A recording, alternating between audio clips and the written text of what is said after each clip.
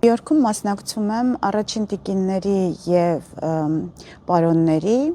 ամենամյա ակադեմիային, որ կազմակերպել է առաջին տիկինների եւ պարոնների համաշխարհային դաշինքը։ Այս տարվա ակադեմիայի գլխավոր թեման է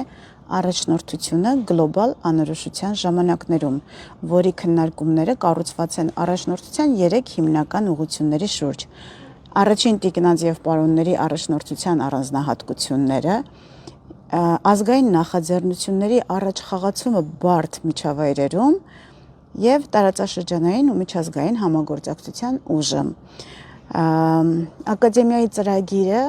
կազմվել է Յեյլի եւ Կոլումբիայի համալսարանների հետ համագործակցության արդյունքում։ Կարծում եմ հիանալի հարթակ է ինձ համար շարունակելու ներկայացնել կրթվելը նորաձև է համապետական շարժման ռազմավարական ծրագիրը, որի 5-րդ կետին էի հասել նախորդ անգամ եւ այսպես կրթվելը նորաձև է համապետական շարժման ռազմավարական ծրագրի իրականացման մեթոդները։ Մեդիա եւ հաղորդակցություն։ Սա նշանակում է ինչպես ենք մենք պատկերացնում իրականացնել շարժումը եւ իրացնել գաղափարը։ Սոցիալական մեդիա արշավներ, կարճ տեսանյութեր եւ պատմություններ, հանրային հաջողակ անհատների, մշտական կրթվելու օրինակներով շարադրված հաղորդաշարերի, կարճ տեղեկատվական տեսանյութերի տարածում, հայ եւ միջազգային նորագույն գիտնականների, մշակութային գործիչների, կրթված հաջողակ գործարարների օրինակների մասին լուսաբանող պատմությունների տարածում, գիտաֆանտաստիկ ապագայի մասին պատմող պատմությունների արդեն էկրանավորված բարձրորակ ֆիլմերի հայերեն թարգմանությունների ստեղծում, բարձրորակ ներկայացումների, ֆիլմերի, դասական երաժշտության, տարբեր երկրների ազգային մշակույթների, կենցաղի մասին պատմող դինամիկ հաղորդաշարերի տարածում, քաղաքների զբոսայգիներում հանգստյան օրերի սեզոնային բացօթյա փոքր խմբերի համերգների կազմակերպում, հանրային հաջողակ դեմքերի ներգրավում։ Կրթական եւ հանրային միջոցառումների միջոցով պատկերացնում ենք մեծ միջոցառումներ 200 եւ ավելի լսարանի մասնակցությամբ, թիրախային խմբերի հանդիպումներ, համայնքային ծրագրեր, թեմատիկ կրթական ակումբների, բաց հանդիպումների եւ մասնագիտական կողմնորոշման միջոցառումների իրականացումներ, կրթական ներկայացման գործնական սեսիաներ, կոորդինացիա եւ էկո համակարգ, կրթական հարթակների կապը քաղաքացիների հետ, կամավորների ցանց, տեղական նախաձեռնությունների աջակցում, գործատու կրթական կազմակերպություն, քաղաքացի կապի մեխանիզմի ստեղծում։ Կրթվելը նորաձև է համապետական շարժման պիլոտային ծրագրերի մեկնարկը, որը ռազմավարական ծրագրի 7-րդ կետն է։ 2027 թվական հանրային ակտիվացման փուլ, լայնածավալ հաղորդակցական արշավների իրականացում, համայնքային եւ թիրախային միջոցառումների ընդլայնում, կրթական մասնակցության խթանման գործնական մեխանիզմների ներդրում։ 2028 թվական, հիշեցնեմ, որ ռազմավարական ծրագիրը 2026-2030 թվականների համար է։ 2028 թվական համակարգային ընդլայնման փուլ, մարզերում եւ թիրախային միջավայրերում ծրագրերի խորացում, գործատուների եւ կրթական կազմակերպությունների ներգրավման ուժեղացում, տվյալահենք գնահատման համակարգի կայացում։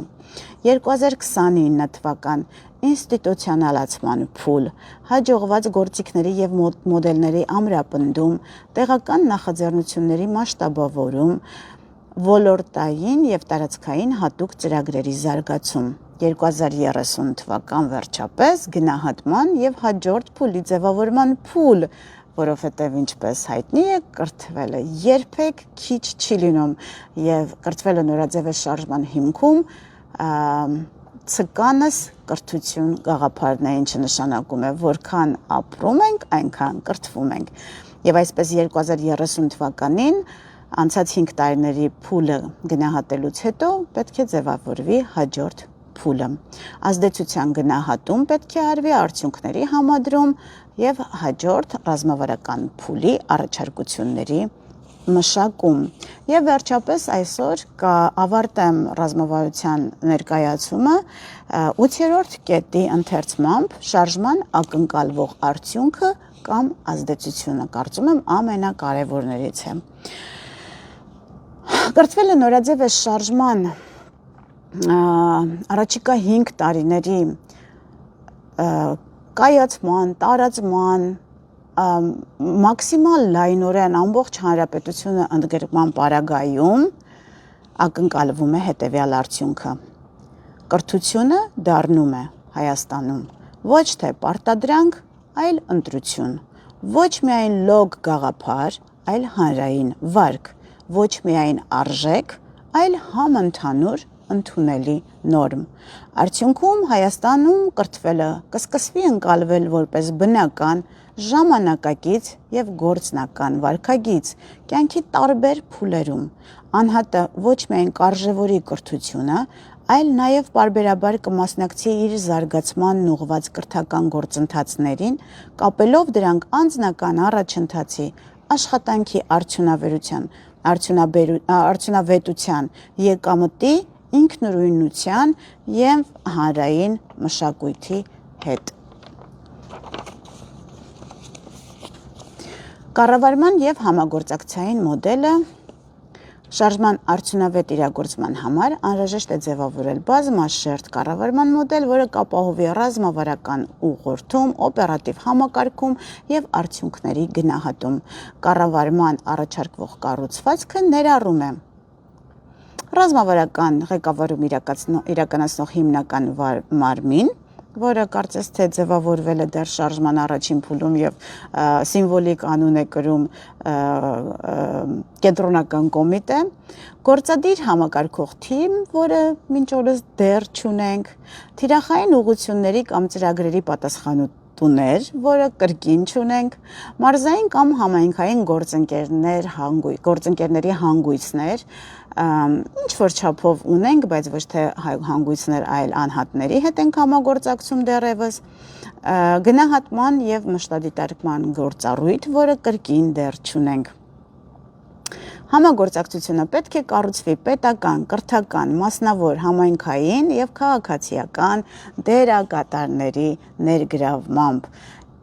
Ասածս ինչ է, խնդրանքս ինչ է, բոլորին պարզ դարձավ, թե ինչ է նշանակում,